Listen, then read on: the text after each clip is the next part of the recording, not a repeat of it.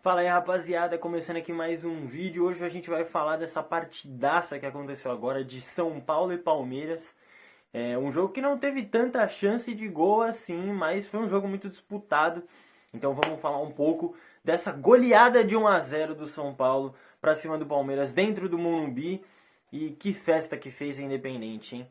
Eu acho que foi o segundo melhor jogador da partida, ou o terceiro.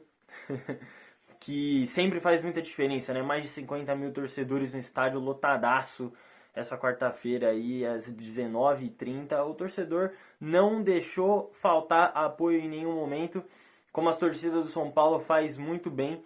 E eu acho que isso foi um grande diferencial para o time e eu vou explicar por quê.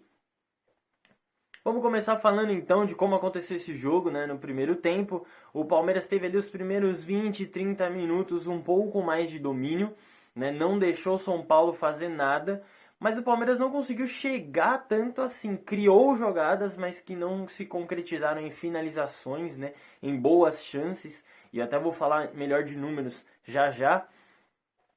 E o São Paulo um pouco mais discreto, sem conseguir sair muito. O Alan Franco era o cara que sobrava, né, na marcação do Palmeiras. O Palmeiras cercava todos os outros jogadores ali de linha, né, os outros 9 jogadores, mas o Alan Franco ele tinha um pouco mais de liberdade e ele não conseguiu fazer nada. Eu acho que justamente por isso ele foi o pior jogador da partida inteira, na minha opinião. Jogou muito mal, errou muito passe, não estava se posicionando bem. O Arboleda teve que cobrir ele muito, não só em quantidade como em qualidade também.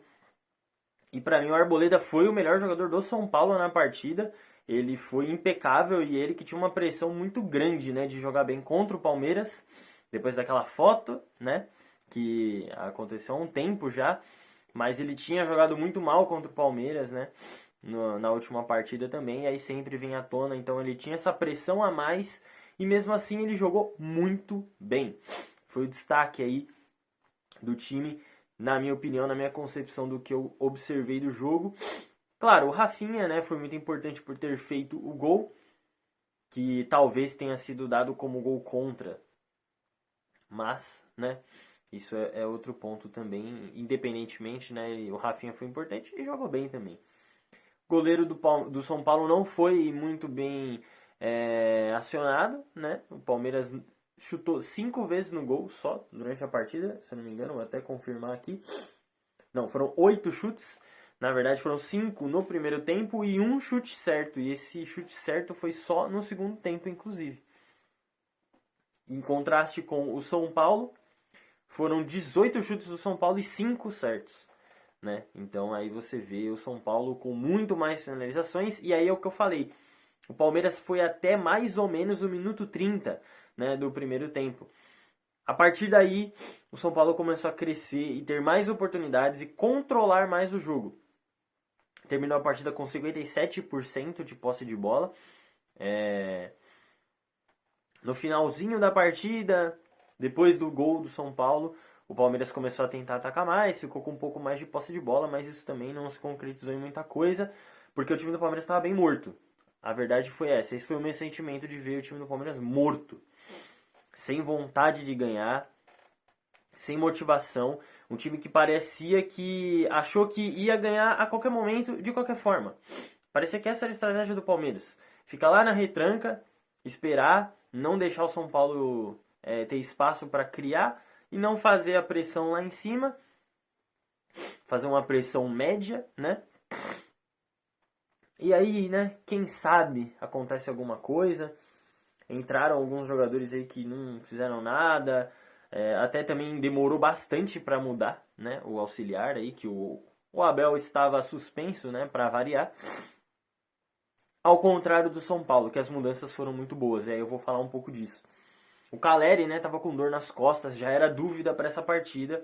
Jogou o primeiro tempo, perdeu um gol bizarro, né, uma bola meio disputada ali com o Everton, a bola vai e sobra para ele por trás do Everton.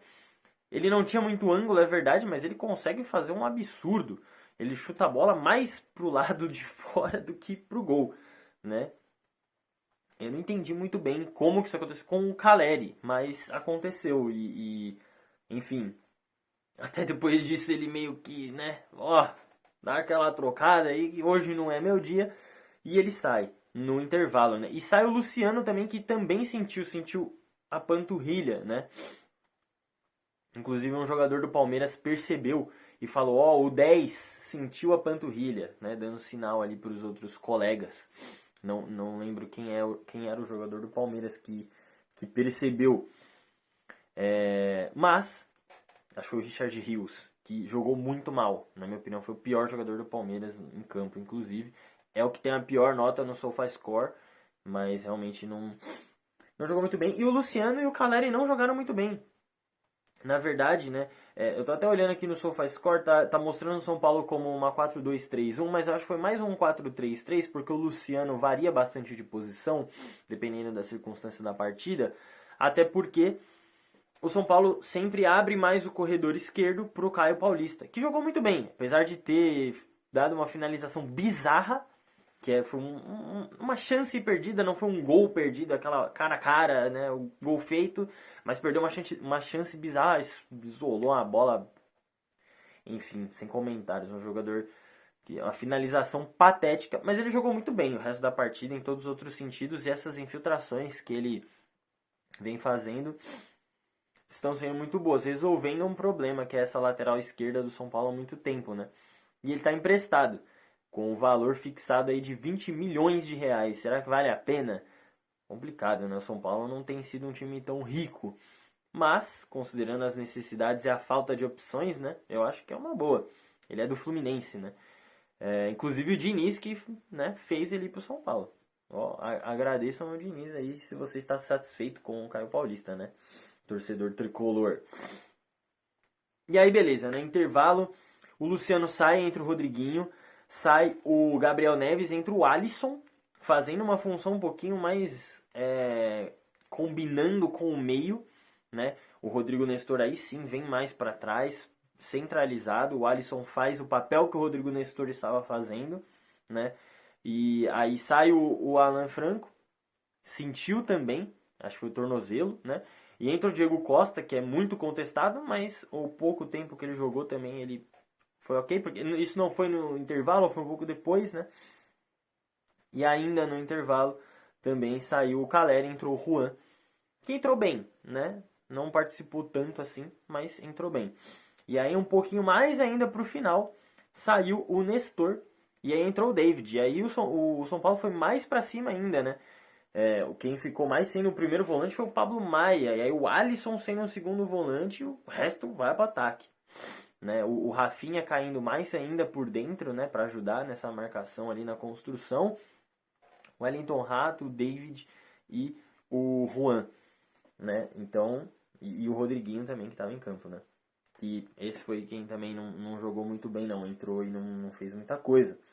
Do lado do Palmeiras, né, só mais lá no final que entrou Breno Lopes, o José Lopes, né, que eu não lembro o nome certo dele, mas chamam ele por outro nome, né, mas é o outro Lopes, e o John, né, saiu o Gabriel Menino, o Hendrick e Dudu jogou bem mal mesmo, o Hendrick até jogou bem, teve algumas oportunidades ali, mas não conseguiu fazer muita coisa, e o Gabriel Menino, na minha opinião, pelo menos assim, a cada partida ele se mostra menos interessante e menos interessado.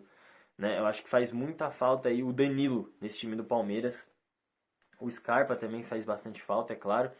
Mas acho que para esse meio campo, o Luan até foi bem. Né? Ele, né, quando o Palmeiras atacava, o Luan ele compunha a linha de três zagueiros. Né?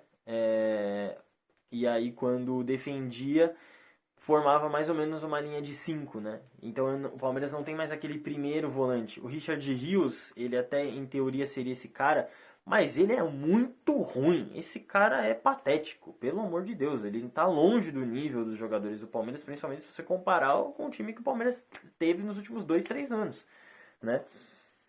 E, enfim, Rafael Veiga bem sumido, né? Pipocando de novo, né? Desaparece em jogos grandes, é impressionante o que esse cara faz.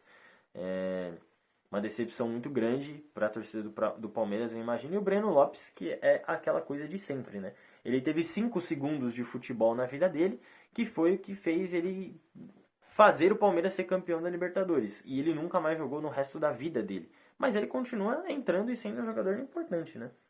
Aparentemente. Bom, e só finalizando aqui, trazendo alguns números, né? Bastante faltas na partida, foram 28 faltas, 16 do São Paulo, né? 4 cartões amarelos para o São Paulo, 2 para o Palmeiras. É um negócio aí bem complicado mesmo. Mas não foi um jogo violento, pelo menos, né? Acho que os dois times se respeitaram bastante. Mas o São Paulo mostrou, através do Dorival Júnior, que os garrafinhas do Dorival souberam lidar. E mesmo perdendo o Caleri e o Luciano, que geralmente são referências para esse time, o time se reinventou, o Dorival mudou um pouco o esquema ali. Não a formação, mas a maneira de jogar e quem seriam as referências técnicas e táticas do time. Mesmo o São Paulo ainda perdendo mais gols, porque o São Paulo poderia ter ganho de 3, 2, 3 pelo menos, porque o Wellington Rato perde um gol também minutos antes do gol, do gol que saiu, né? O Alisson faz uma jogadaça, aciona o David vai até a linha de fundo, cruza mais ou menos, mas o Juan consegue fazer a parede girar no bico da pequena área, toca pro Wellington Rato sozinho, já sem o Everton no gol, ele chuta e o Luan bloqueia, mas ele chuta mal, o Wellington Rato chutou bem mal, chutou em cima do Luan, foi displicente, né? Na hora até mandei no grupo aqui dos amigos, foi displicente, não podia ter perdido esse gol, até porque o São Paulo já tinha perdido 2, né? E aí minutos depois, no escanteio ali, a bola vai pro Rafinha, mano, ter certeza que ele pensou, dane-se, não tá dando nada certo, eu vou tentar então aqui. E o Luan, que tinha salvo o gol, cabeceia a bola pro ângulo. Impossível do Everton pegar, não dá nem pra culpar o goleiro. A bola desviou, veio muito forte e desviou já dentro da grande área, né, mais ou menos perto da marca do pênalti ali, um pouquinho pro lado. E aí vai na trave e entra. Mano, sem condições. O Everton tá livre dessa. Que uma partida discreta, mas não teve muito o que fazer também, né? As grandes chances não aconteceram, né? E aí de uma bola ali da entrada da área, tá um chute desviado, sai o gol. Eu acho que o resultado ficou muito bom pro São Paulo, num contexto em que, em teoria, o Palmeiras tem mais recursos e era o favorito, é apontado como favorito, né? A odd pro Palmeiras é maior do que pro São Paulo. Mas na prática a gente viu um São Paulo muito mais interessado, muito mais capacitado, muito mais ligado no jogo e com muito mais garra e determinação. Não foi pela técnica que o São Paulo ganhou do Palmeiras. Foi por conta desses fatores. E a torcida ajudou muito nisso. O Dorival foi o principal responsável pelo time ter sido armado da maneira correta. Por mais que tenha demorado para engrenar no primeiro tempo. Mas a partir do momento que engrenou, em nenhum outro momento pareceu que o Palmeiras iria realmente conseguir ganhar, né? Ou pareceu que ia empatar depois que já tinha tomado o gol, que também foi mais no finalzinho, né? O gol foi ali aos 82, né? Então ali os 37, 38 minutos mais ou menos, né? E ainda mais 5 de acréscimo e tal, mas enfim. É isso que eu vejo, eu acho que vai acabar dando São Paulo, viu? Era a minha aposta desde o começo. Eu acho que o São Paulo vai se classificar. Já achava isso antes. O retrospecto, acho que dos confrontos dos dois times e da maneira, né? O Palmeiras vem aí de protestos e falta de reforços para os jogadores que foram vendidos. Por mais que o time ainda seja bom, muito bom. E o São Paulo, que ao contrário, tá se juntando com o que tem, mesmo assim os jogadores ainda se lesionando, né? Sentindo. O Luciano que se lesiona bastante, né? De novo se lesionando, um problema muscular. Se virando. E o São Paulo se virou bem. E provou que ganhou por merecer. E poderia ter sido demais. Só que no Allianz é diferente, porque aí a torcida do Palmeiras vai fazer esse papel. Ou vai tentar, pelo menos, né? Fazer esse papel dentro do estádio do Palmeiras na quinta que vem, né? Às 8 horas da noite. Para você que não sabe, esse jogo passa na Amazon Prime, né? Transmissão lá na Copa do Brasil. Então, se você quiser assistir na semana que vem esse jogo da volta, assine a Amazon Prime. A narração, os comentários são muito legais lá, viu? Pra ser bem sincero, o Milton Neves lá é muito mais legal do que quando ele trabalhava na Globo e no Sport TV. E os comentários são muito pertinentes também. Então é isso. Vamos ver, né, se como que o São Paulo vai chegar, com quantas peças quem vai conseguir se recuperar e se o Palmeiras vai ter uma postura diferente com o Abel e no seu próprio estádio. 1-0 é pouco, dá para reverter tranquilamente, mas o São Paulo jogou para mais. Será que vai fazer falta? Eu acho que pode fazer falta esses gols aí que o São Paulo não tomou. E nos pênaltis a gente sabe que a conversa é bem complicada e o Palmeiras eu acho que leva vantagem. Então, deixa aí nos comentários o que você acha, quanto que você acha que vai ser o próximo jogo. Vai passar Palmeiras, vai passar São Paulo, e aí? Bom, semana que vem eu vou trazer vídeo também pra falar disso aí, tá bom, rapaziada? Tamo junto, deixa o seu like, compartilha com todo mundo e até a próxima. Tamo junto.